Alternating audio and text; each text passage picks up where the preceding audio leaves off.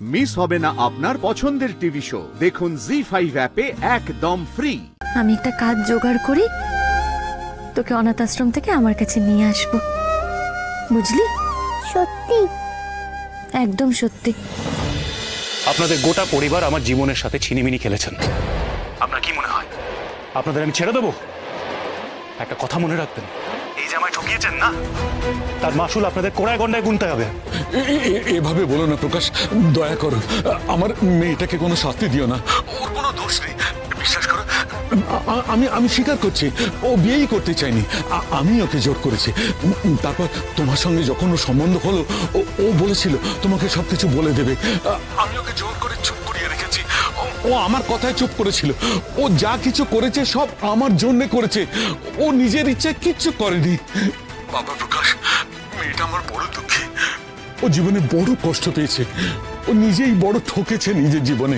যাকে যাকে ও বিশ্বাস করেছিল সবাই তাকে ঠকিয়েছে। ওই যে সেই ছেলেটা ওর জীবনে এসেছিল, সে ওকে ঠকিয়েছে। আমি বাবা হয়ে গায়ত্রীকে ঠকিয়েছি। বাবা বাবা, তুমি ওকে রাগ করো না বাবা, গায়ত্রী তোমাকে ঠকাতে চাইনি। চুপ করুন আপনি, চুপ করুন। আমার জীবনে এত বড় সর্বনাশ করেছেন, আপনার কোনো ধারণা আছে? এখন মেয়েকে বাঁচাতে গিয়ে বলছেন যে তার কোনো দোষ নেই? নেই বাবা, নেই। গায়ত্রী সত্যি নির্দোষ। আমি এই বিশ্বনাথের থানে দাঁড়িয়ে তার নাম করে বলছি, গায়ত্রী সম্পূর্ণ নির্দোষ, সত্যি বাবা নির্দোষ। হ্যালো হ্যালো,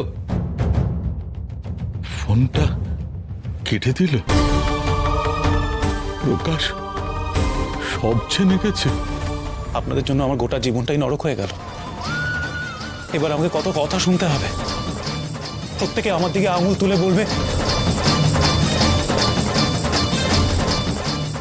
ওই দেখো ওর বই দেখো, এটাকে বাচ্চা আছে জানো তো, বাচ্চা আছে জানো তো। প্রকাশের বউটা একটা দুশ্চরিত্রা, আর প্রকাশ তাকে নিয়ে ঘর করছে। সত্যি কি বোকা, কি বোকা, কি বোকা। প্রকাশের বউয়ের একটা প্রেমিক আছে, এখনো যোগাযোগ আছে। প্রকাশের বউ রোজ ওই প্রেমিকের সাথে দেখা করতে যায়, আর প্রকাশ কিচ্ছু জানে না। গাধা একটা। না না না না না না না, আমি মরে যাব। এই অপমান আমি সহ্য করতে পারবো না। এই অপমান আমি সহ্য করতে পারবো না।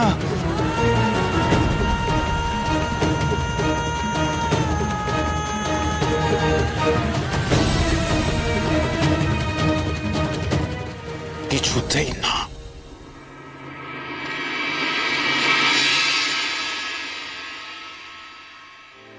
একটা ছিল নদী, খুব বড় নদী গো মাসিমণি। জানো তো মাসিমণি, আমাদের আশ্রম থেকে একটু দূরে গেলে একটা বড় নদী আছে। আচ্ছা দুর্গামণি, তুই গল্প বলবি নাকি গল্প শুনবি? তুমি বলো বলো, আমি শুনবো। তো যেটা বলছিলাম, একটা খুব বড় নদী ছিল। সেই নদীর পাড়ে বড় বড় বাঁশবন ছিল। তো একদিন এক চাষি ভাই ঠিক করলো যে সে সেই বাঁশের বনে যাবে, গিয়ে একটা বাঁশ কেটে আনবে। তার দরকার ছিল, তো একটাই বাঁশ দরকার ছিল। তো সে সেই বনে গেল, গিয়ে বাঁশ কাটলো। বাঁশ কাটার পর সে ঠিক করলো যে সে সেটা দিয়ে বেড়া দেবে। তাহলে তাকে কি করতে হবে? বাঁশটাকে চিরতে হবে। যেই না সে বাঁশটাকে চিরলো, অমনি সেখান থেকে দুটো ডিম বেরোলো। বাঁশের মধ্যে ডিম কি করে এলো গো? আরে সেটাই তো বলছি, শোন না চুপটি করে শোন। ডিমগুলো কিন্তু সাদা সাদা ডিম নয়, একটা লাল রঙের ডিম, একটা নীল রঙের ডিম, বুঝলি?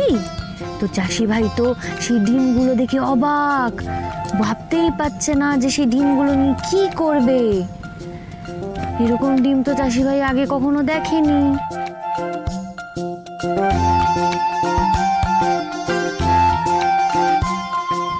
হ্যাঁ, কি বলছিলাম দুর্গামণি? নিয়ে চাষি ভাই কি ভাবতে লাগলো?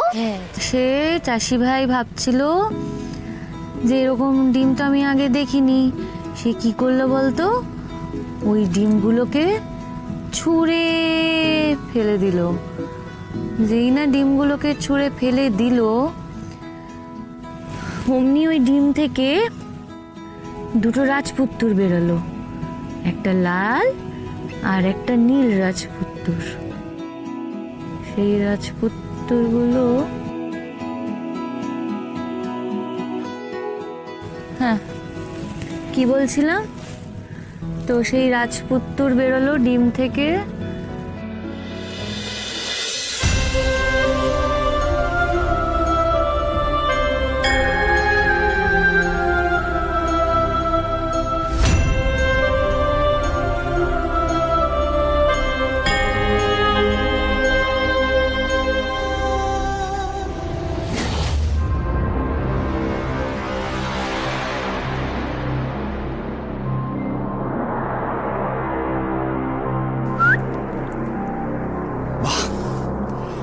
সবাই ঘুমোচ্ছে, এটাই উপযুক্ত সময় মা দুর্গাকে একটু সাহায্য করার। আমি বুঝতে পারছি মা, তোমার খুব কষ্ট হচ্ছে। ভেবো না, আমি আসছি, আমি এসে তোমার ভারটা একটু কমিয়ে দিচ্ছি। আমি আসছি।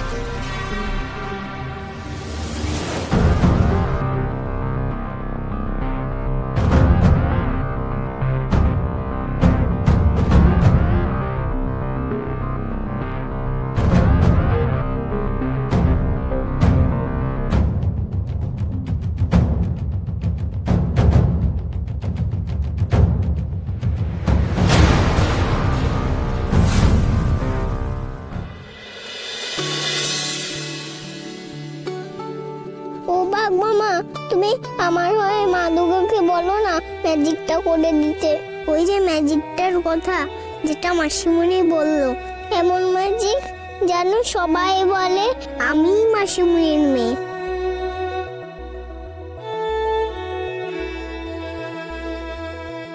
কি রে দুর্গামণি, ডাকবি তো আমাকে? দেখলি কেমন চোখটা লেগে গিয়েছিল। কি বলছিলাম যেন, কতটা বলেছি বল? আর বলতে হবে না তোমার, তুমি ঘুমা। পুরো গল্পটা শুনবি না? পরে শুনবো।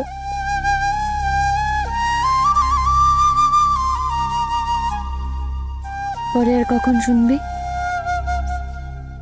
নবমী পড়ে গেছে, পুজো তো শেষ, কাল তো তোকে অনাথ আশ্রমে নিয়ে যাব। তুমি আমাকে রেখে আসবে? তোর মাসিমণি বড় অক্ষম রে, বড় অক্ষম, তোকে নিজের কাছে রাখতে পারছে না। কি করব বল? তবে দুর্গামণি, আমি তোকে একটা কথা দিচ্ছি, আমি একটা কাজ জোগাড় করি, তোকে অনাথ আশ্রম থেকে আমার কাছে নিয়ে আসবো, বুঝলি? সত্যি? একদম সত্যি। তুই শুধু কটা দিন একটু কষ্ট করে নে, তারপর দেখবি তোকে আমি আমার কাছে নিয়ে আসবো। জি5 ডাউনলোড করুন আর সব এপিসোড দেখুন একদম ফ্রি।